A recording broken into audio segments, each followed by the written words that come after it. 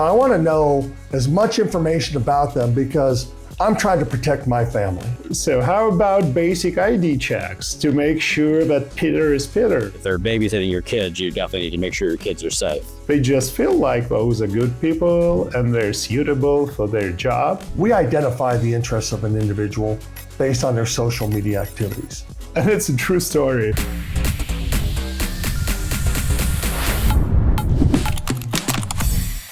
Hi everybody, I am Tony and this is Dave.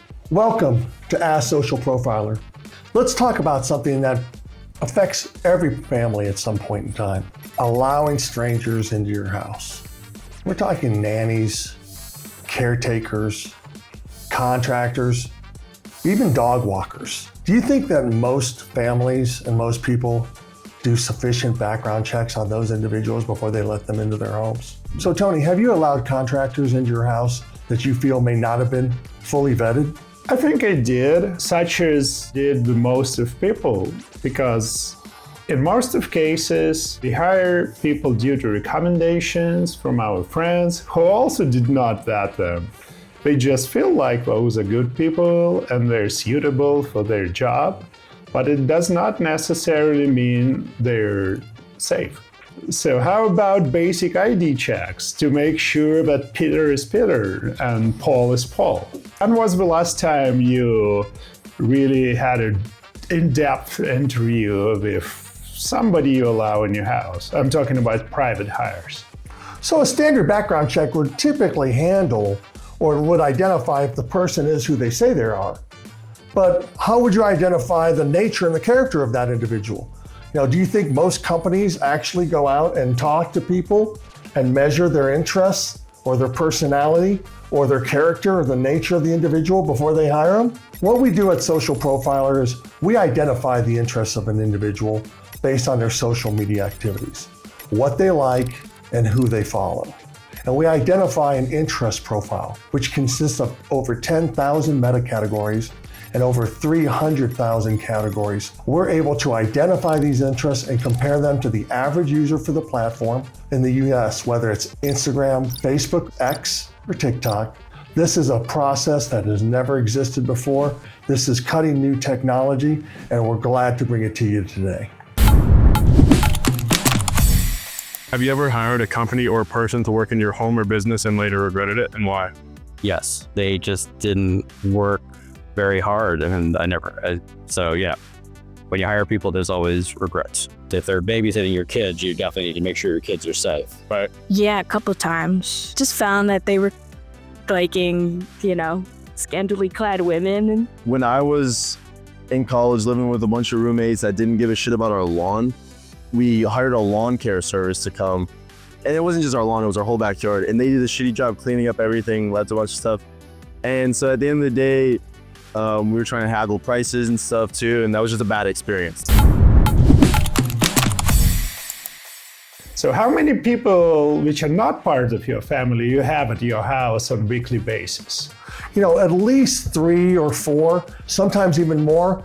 I think I have a little bit more than that, because gardeners, they normally come in crowds. Sometimes it's new people every week, which is a little bit concerning, plus nannies, plus cleaning personnel. Well, I think what the key to this whole topic is that everybody has people coming in and out of their lives that they may want to know more information about, especially if they're interacting with my children or my grandparents. I want to know as much information about them because I'm trying to protect my family. And I have a story for you.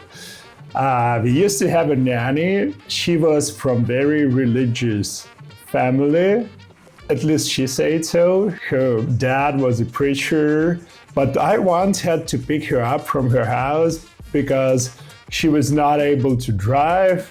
Because as she says, they were partying hard till like 3 a.m. And it's a true story. And her sister broke the leg at the nightclub. So wow.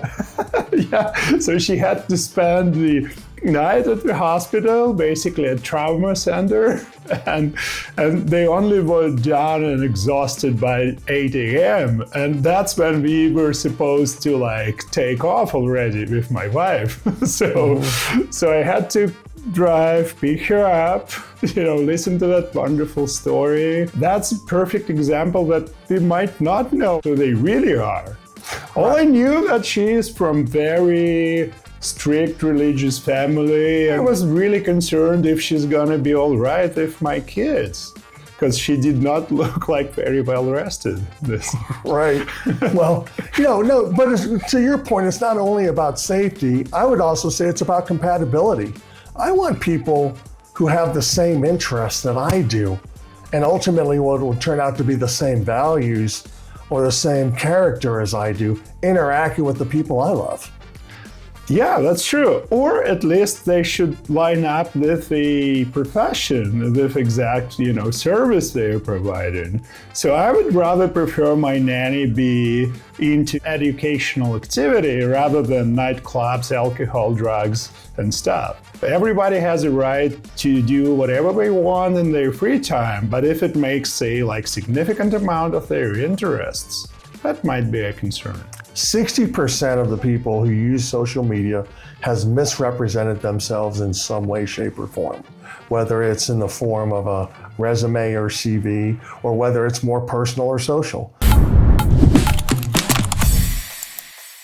When evaluating a person to work in your home, what's more important, personal recommendations or background checks, and why? I think both are helpful, but I think personal recommendations would probably be more important to me than their social media, but I think both could be helpful. Okay. It's tricky. I feel like both because of certain things. If I'm looking if somebody has a criminal past, of course I'm going to look at their background check, but Right. if I'm just trying to see what they're about, I'm going to go check their Instagram. Right. To see if they have any strong ideological positions or affiliations or something like that.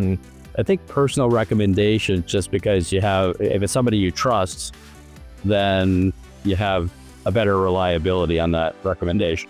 I feel like the recommendations or references would be a huge thing, but also checking somebody's social media again would be good, just because if I'm going to leave my kid with you, I probably want to know a little bit about you on the other side of just watching my kid or babysitting. But So Tony, what do you think is more important? Personal recommendation or background checks? I think it's chicken and egg, both are important, and what comes first doesn't matter in this case. A standard background check, like criminal records, bankruptcies, might be traffic tickets, might be not. Those can include information that's decades old, that may no longer be current, or people can change over time. To me, I think a personal recommendation, that just gets people in the door. If somebody's recommended somebody else to me based on their good experiences, and that means I'm willing to talk to the person. But then you've got to do the background check. You start with the standard background check, but absolutely include social media research. Social media background checks are a key to identifying someone's personal interests. That's what Socialprofiler does. We identify somebody's personal interests based on who they like and what they follow. There are no other companies that do it the way that we do.